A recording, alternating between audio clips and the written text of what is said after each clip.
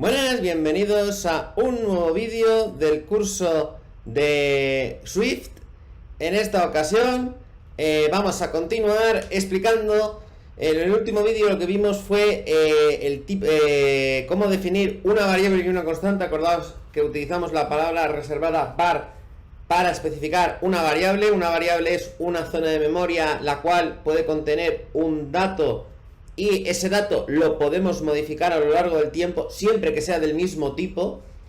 Y luego con la palabra reservada let podemos definir una constante. Una constante es lo mismo que una variable, pero una vez inicializada no se puede modificar el valor de la misma.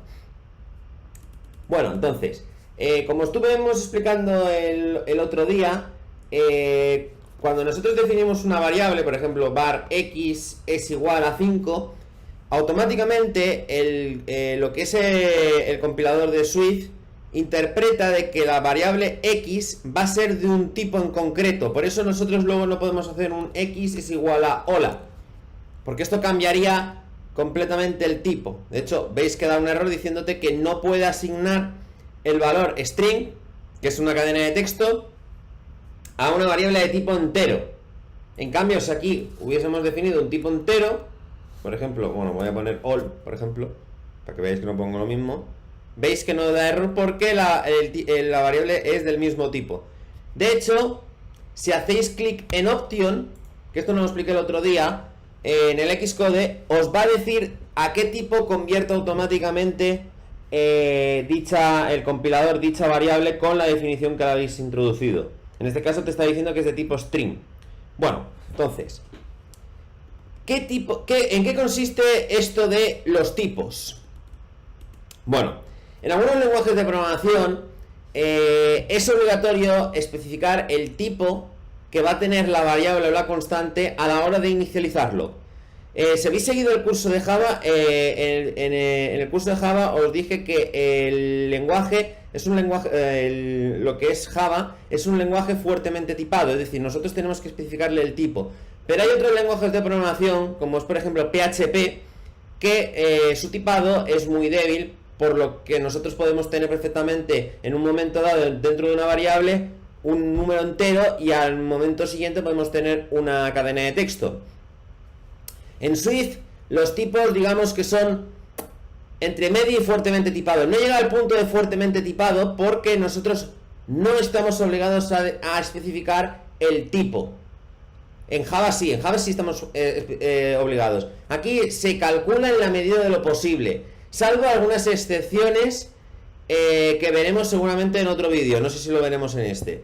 Entonces, ¿qué tipos tenemos dentro de Swift? Bueno, en general los tipos se dividen en tipos estructurados y tipos simples o primitivos. Los tipos primitivos son básicamente números, básicamente son números y booleanos. Y luego ya están los tipos, bueno, y cadenas y caracteres de texto. Y luego tenemos los tipos estructurados. Entonces vamos a ver un poco por encima en este vídeo algunos de los que tenemos posible. No los vamos a explicar todos y dejaremos los estructurados para vídeos más adelante. No será el siguiente, sino cuando vayamos a introducir ese tipo de estructura lo explicaremos. En cuanto a los números, los tipos numéricos, en Swift tenemos los números enteros que vienen representados por int. De hecho, lo que voy a hacer es voy a especificar las variables. Para especificar el tipo de una variable, sin tener que darle el igual, que si queremos forzarle nosotros el tipo, es 2 puntos y a continuación el tipo. Bueno, veis que aquí salen varios tipos de int. ¿Qué significa este int sin número, este int con 32, este int con 64, este int con 8 y este int con 16? Bueno, el número que viene al lado es el número de bits que se va a utilizar para representar dicho número. Y claro, alguno se preguntará, vale, tenemos 8, 16, 32, 64, son potencias de 2. ¿Y el que no tiene ninguna letra? Vais a ver que el que no tiene, por defecto, es el más utilizado. Pero ojo con esto. Hay que tener cuidado, porque este entero, el número de bits que va a necesitar depende de la arquitectura donde se esté ejecutando tu programa. Acordad de Swift, con Swift también se puede programar para aplicaciones de Mac. Es completamente válido. Nosotros lo vamos a ver para aplicaciones de Android, de iOS, pero se puede utilizar para programar aplicaciones para el Mac. Entonces, pero bueno, esto también aplica a los teléfonos móviles. Un segundo. Nada, no es importante. Entonces, si tenemos, o sea, por defecto, normalmente las arquitecturas más habituales son de 32, ya mucho más habitual que antes, la de 64 bits. Entonces, si se ejecutan las últimas versiones del iPhone, este int va a ser igual a un int 64 porque tiene una arquitectura de 64 bits. Pero si se ejecuta en iPhones más viejos, vais a tener esta arquitectura, o sea, va a equivaler a un int 32. Generalmente, para el propósito que se suele dar, con int es suficiente. Poner int y no hay ningún tipo de problema. Lo que tenéis que tener mucho cuidado es a la hora de si tenéis que trabajar con otras plataformas o otros sistemas que puedan tener esta diferencia de datos, o si por ejemplo dos aplicaciones intercambian datos, porque si una persona ha definido que un dato es de 64 y tú lo vas a recibir en entero, si este entero no está ejecutándose en una arquitectura de 64 bits, os va a dar un error diciendo de que no ha podido convertir este entero en este entero de 64 bits. Pero bueno, para eso es casos muy raros. Para casos más normales no vais a tener ningún tipo de problema, porque la mayoría de gente utiliza este int directamente. Bueno, tenéis el int, luego tenéis el tipo float, que ocurre exactamente lo mismo.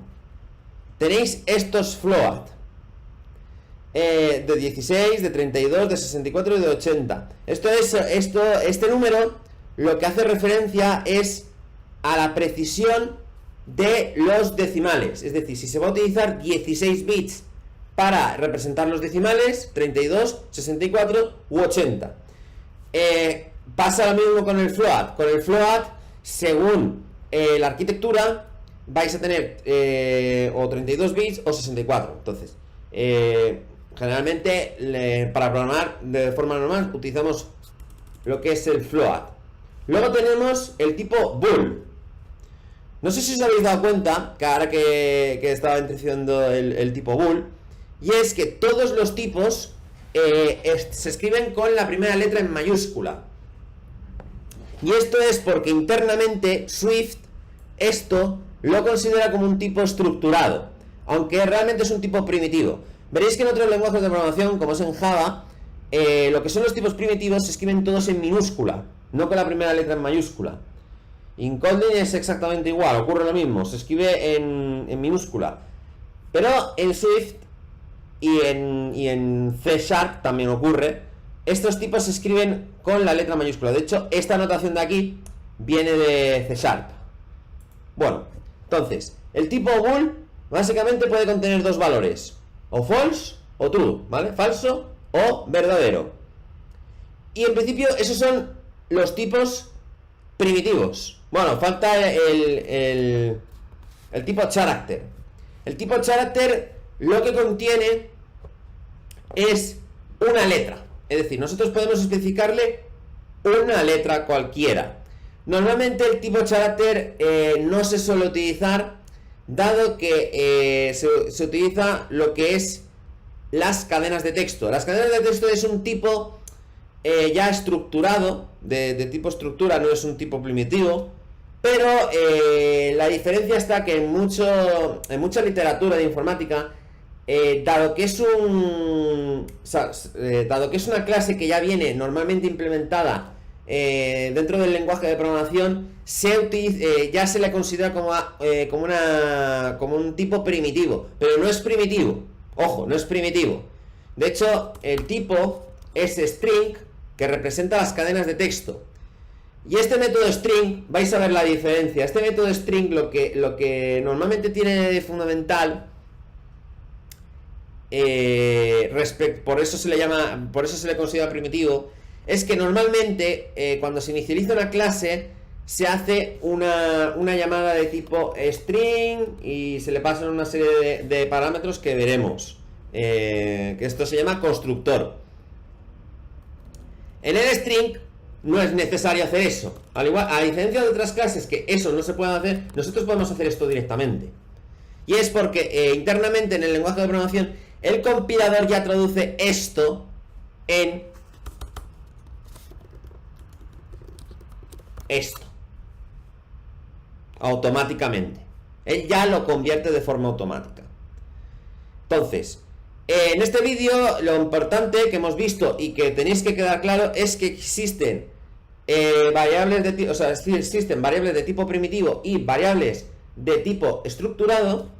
Las tipo primitivas son números enteros, floats para números de coma flotante, booleanos para verdadero y falso, y el tipo character para una sola letra. Y luego tenemos los tipos estructurados, que el más conocido es el tipo string, porque directamente esto se puede asignar, pero existen más clases, como veremos en un futuro. Por ejemplo, existe la clase view en representación de las vistas, pero existe otro tipo de estructuras denominadas structs, estructuras.